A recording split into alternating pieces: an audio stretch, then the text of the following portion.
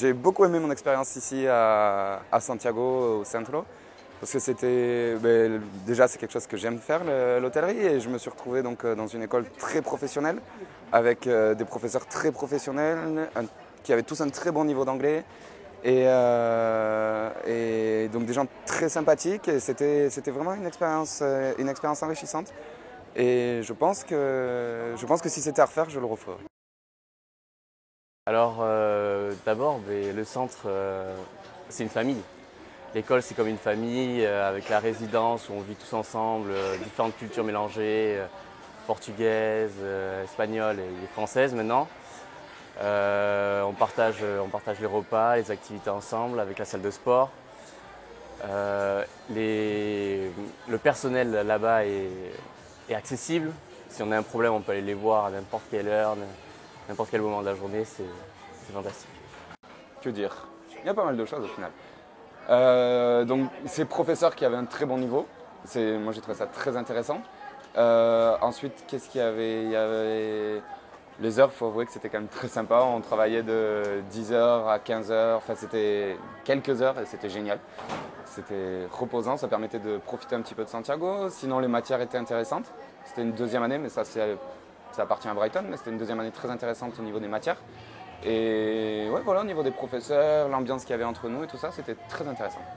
Alors tout d'abord, nous suivons un programme sur 3 ans, le Bachelor. Donc une année en France, l'autre année en Espagne et la troisième année en Angleterre à Brighton. Et normalement, nous aurions dû partir à Saragosse, sauf qu'ils ont trouvé un partenariat ici avec le Centro, qui est une école très bien réputée, donc on est très content d'être ici. La vie à Saint-Jacques, c'est merveilleux, beaucoup plus que ce qu'on pourrait croire au final.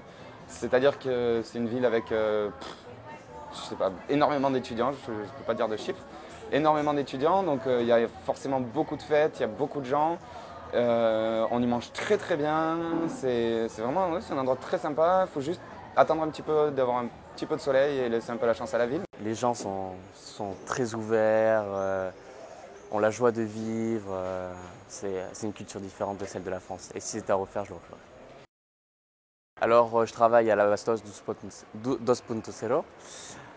Donc, le matin, je travaille en cuisine et le soir, je travaille en salle à la Bastos. Donc, le matin, dans le GC, qui est différent de celui de la Bastos, car c'est un peu, la cuisine est plus élaborée, il y a plus de place, un menu dégustation, tandis que là, c'est tapas, les gens viennent.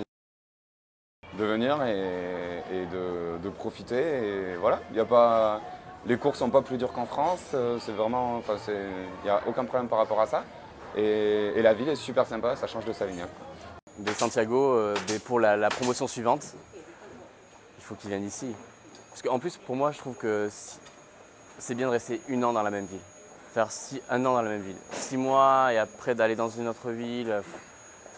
Sur un CV, c'est pas terrible. C'est 1 an, tu restes dans la même ville pendant 1 an et tu acquiers de l'expérience et tu rencontres des gens. Et pour plus tard, c'est très intéressant. Pour ensuite, j'aimerais bien monter mon restaurant, je sais pas où, mais j'aimerais bien devenir chef de mon propre restaurant et si possible avec Arnaud. Il va falloir trouver des solutions.